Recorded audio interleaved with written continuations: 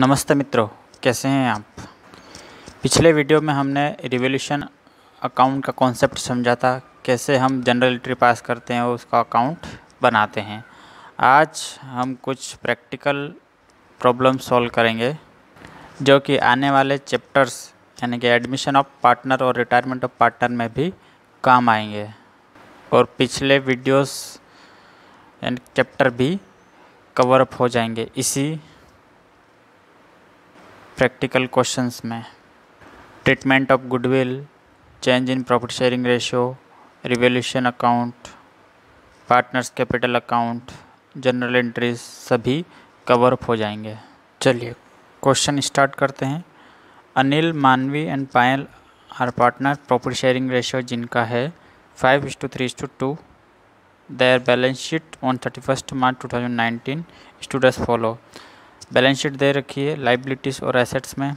Capital account of तीनों partner, general reserves दे रखा है, वर्क एंड कंपनसेशन रिजर्व दे रखा है, सन्ड्री क्रेडिटर्स दे रखा है। लाइबिलिटी साइड हो गई। एसेट साइड में land and building, machinery, stock, bills receivable, sundry debtors, cash in hand और कैश एट बैंक। ठीक है। They decided to share profit and loss in the ratio of 2:2:1 with effect from 1st April 2019. They agreed that land and building is to be appreciated by 10%. यहाँ पे आता है revolution, मतलब हमने जो पढ़ा था रिवॉल्यूशन में कि किस एसेट्स में चेंज हो रहा है उस एसेट्स का नाम लिखते हैं हम, और लाइबिलिटी में चेंज हो रहा है तो लाइबिलिटी में एक इंक्रीज और डिक्रीज करते हैं। Second, machinery is to be reduced by 15%। ठीक। समझने वाली बात यह है कि यहाँ पे बाय लिखा है यानी कि 15% से मशीनरी को रेड्यूस किया गया है। Third,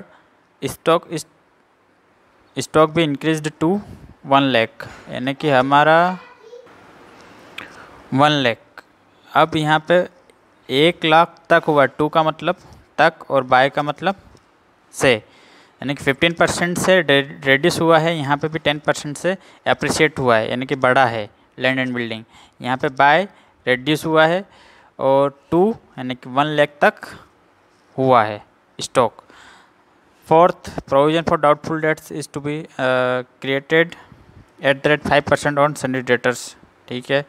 a creditor of 5,000 is not to be claim the dues, मतलब हमारे जो क्रेडिटर थे वो 5,000 का अब क्लेम नहीं करेंगे, मतलब हमारी जो लाइबिलिटी थी क्रेडिटर की वो कम हुई है।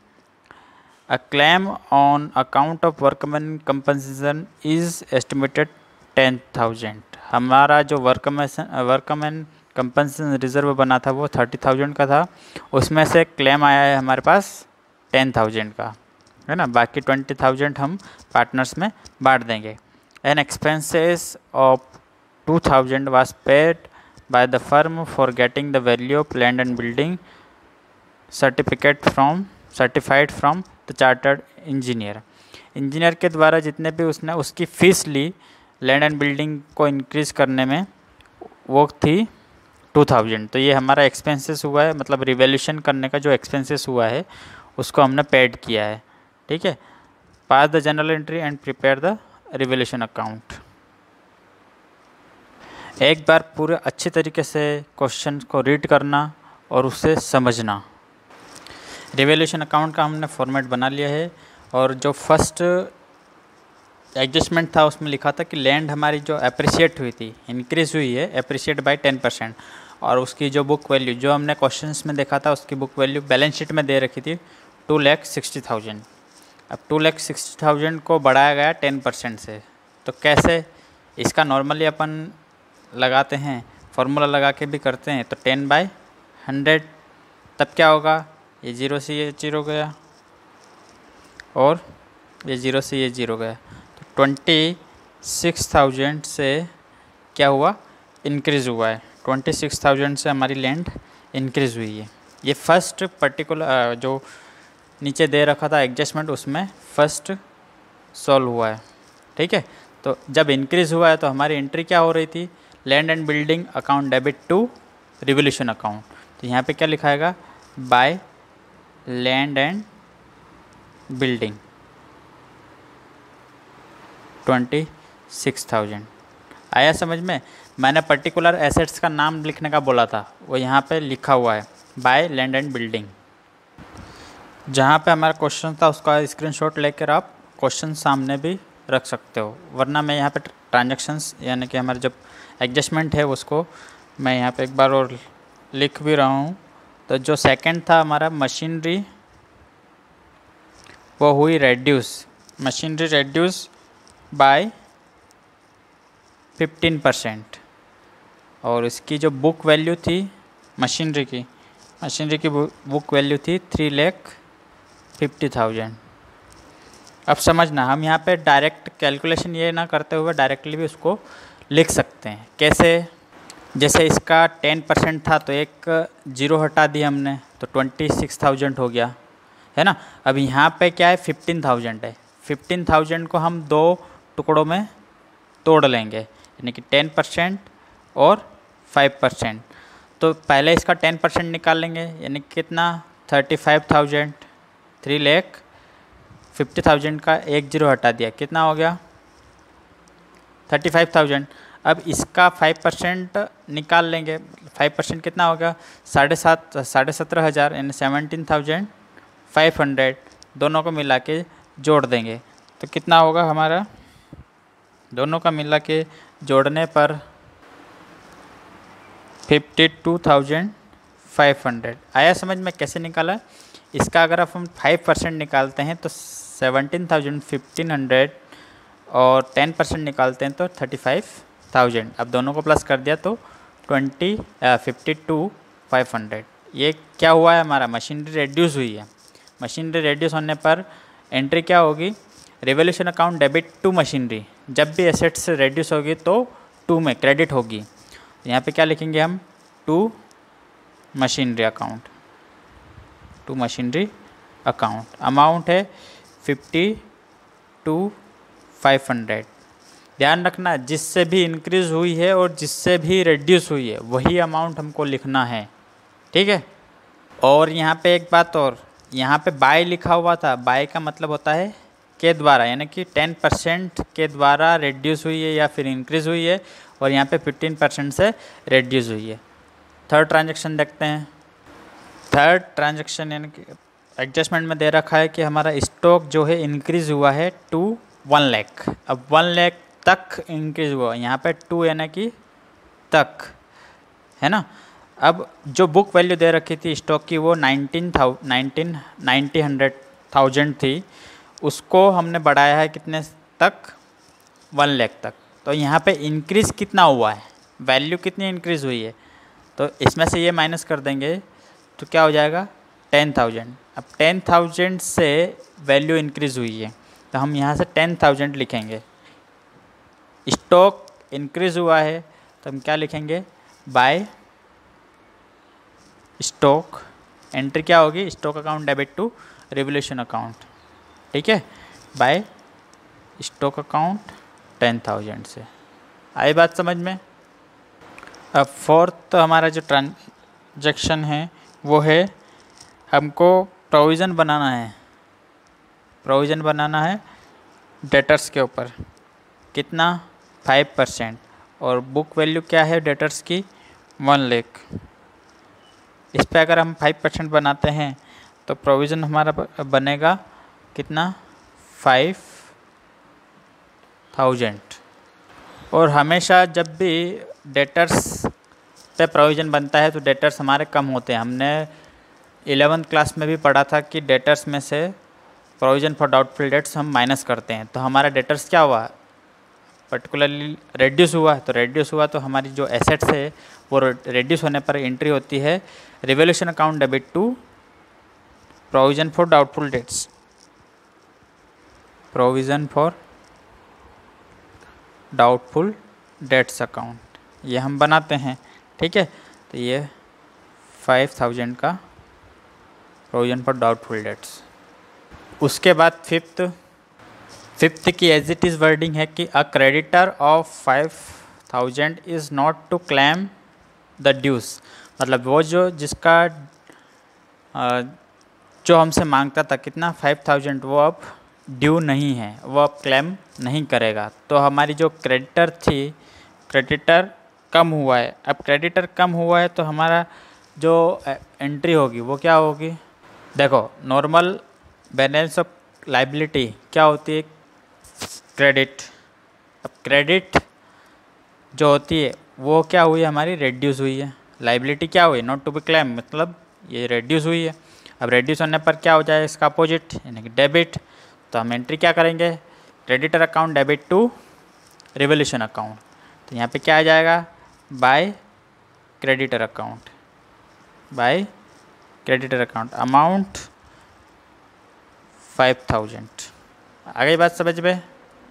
उसके बाद ये जो claim on account of workman and compensation estimated 10,000 है, वो यहाँ पे नहीं आएगा, क्योंकि उसका जो क्लेम दे रखा है वो हमारे पास रिजर्व बना है, उसमें से माइनस होगा, और जो बचेगा वो हम पार्टनर्स कैपिटल में से लेस करें, पार्टनर्स कैपिटल में डिस्ट्रीब्यूट कर देंगे। ठीक है। दैन फिर जो 7th वाला था, an expense of 22,000 was paid by the firm on getting the value of land and building certified from the chartered engineer।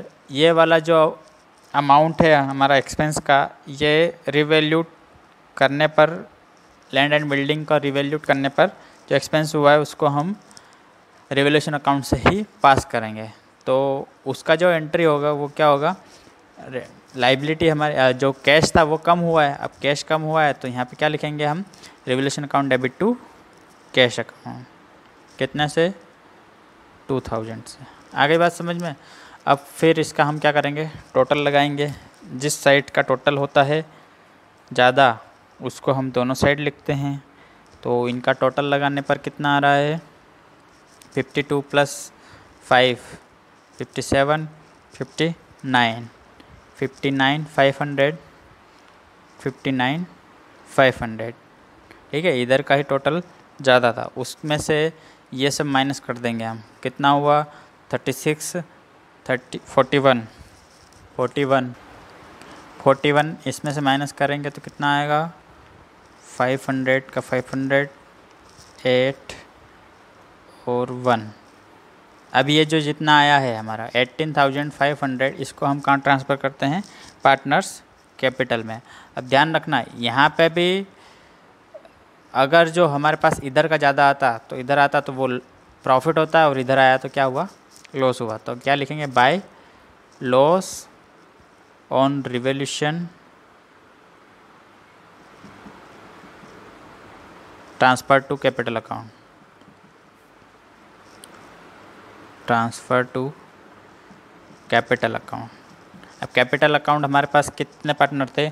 3 partner थे, उनके कैपिटल रेशियो में जो ओल्ड रेशियो था उसमें ये बढ़ जाएगा। चलो पार्ट भी देते हैं। अनिल के इसमें आएगा 9,250, मानवी के इसमें आएगा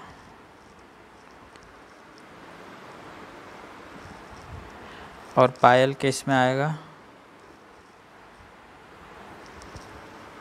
3,700। ठीक है, ये 18,500 को हमने डिस्ट्रीब्यूट कर दिया ओल्ड रेशियो में। आगे बात समझ में? ऐसे बनता है रिवोल्यूशन अकाउंट। चलिए, वैसे तो जो बुक में क्वेश्चन में पूछा था कि रिवोल्यूशन अकाउंट बनाना है और जनरल एंट्री पास करनी है, पर हम इसको पूरा ही करके देखते हैं कि जैसे बैलेंस शीट तक कि अब न्यू बैलेंस शीट कैसी होगी और पार्टनर्स कैपिटल में क्या इफ़ेक्ट आएगा। तो सबसे पहले हम फॉर्मेट बना लेंगे पार्टनर्स कैपिटल अकाउंट का। उसके बाद बैलेंस शीट, जो ओल्ड बैलेंस शीट दे रखी है वहाँ से इनकी कैपिटल हम लिखेंगे। क्या लिखेंगे? बाय बैलेंस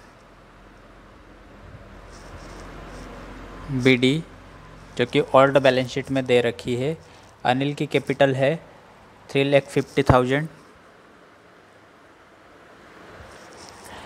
मानवी की कैपिटल है 2,50,000, और जो पायल की कैपिटल है वो 3 लाख है। तीनों की बैलेंस शीट से हमने कैपिटल को लिखा है। ये उसके बाद जब हम बैलेंस शीट देखते हैं तो बैलेंस शीट में हमने देखा था कि जनरल रिजर्व्स हैं, वर्कमैन कंपनसेशन रिजर्व्स हैं, ये सब हमने देखे थे। तो जो भी जनरल रिजर्व्स है, वर्कमैन कंपनसेशन रिजर्व है, वो पार्टनर्स में बढ़ते हैं, है ना। ये हमने ओल्ड चैप्टर्स में देखे हैं।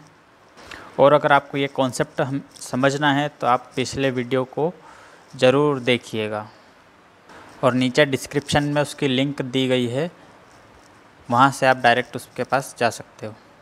अब जनरल रिजर्व्स है वो पार्टनर्स में बढ़ता है, तो बाय जनरल रिजर्व्स कितना था हमारे पास, 20,000 था। अब 20,000 को हमको बांटना है 5:3:2।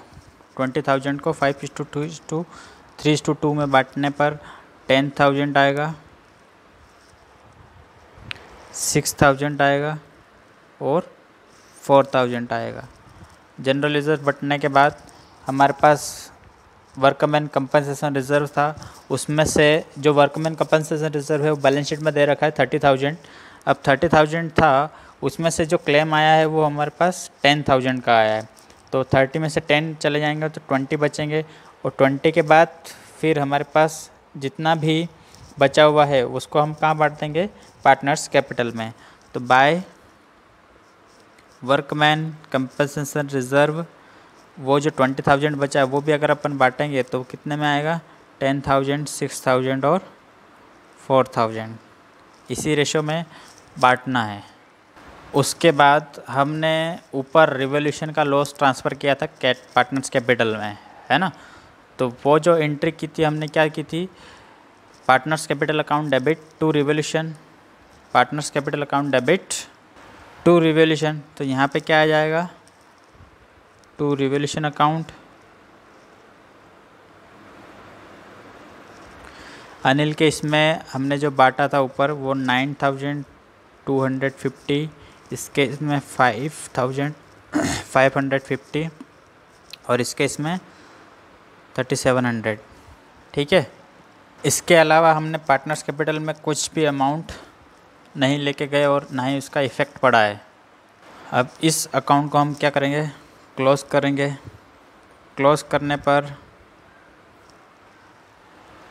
जो बड़ा रहता है उसको दोनों साइड अपन लिखते हैं, और उसके बाद जो छोटा रहता है उसको उसमें से माइनस कर देते हैं। अब जो ये आएगा हमारे क्या आएगा, टू बैलेंस CD, इसको हम कहाँ लिखेंगे, बैलेंस शीट में, बैलेंसिंग फिगर।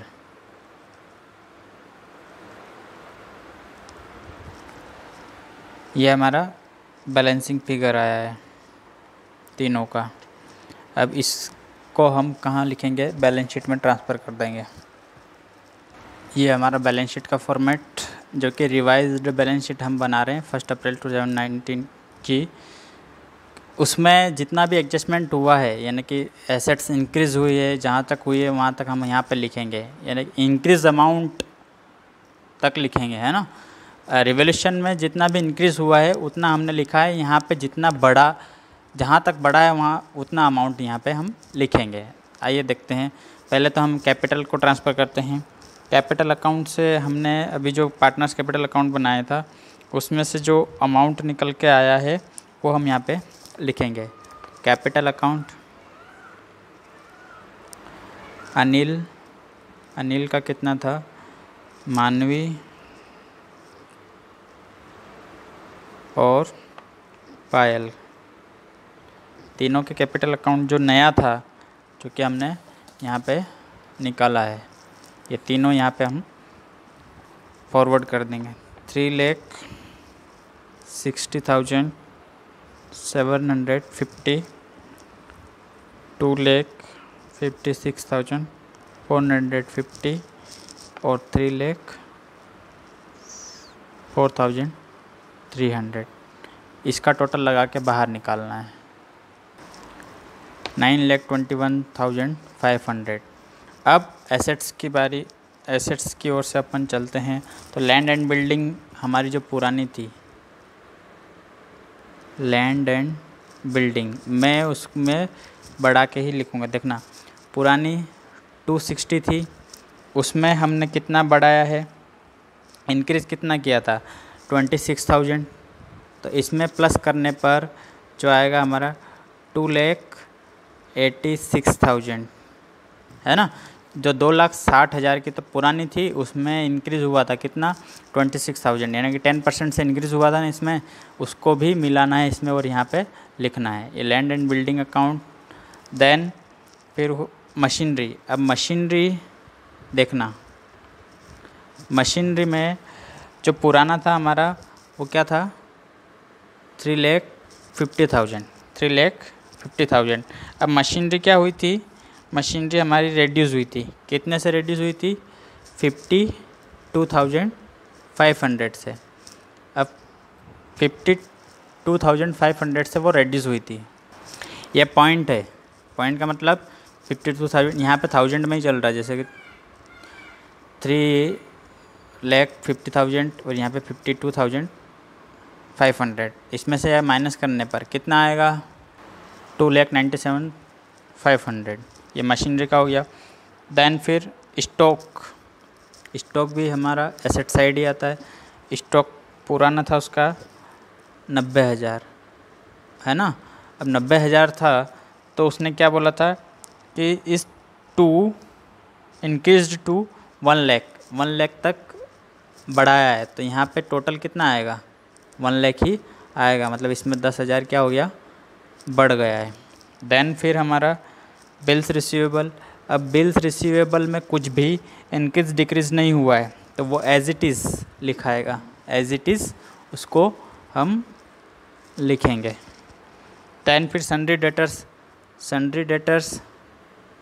सन्ड्री डेटर्स में प्रोविज़न हमने बनाया था, कितने का था ये 1 लाख का था।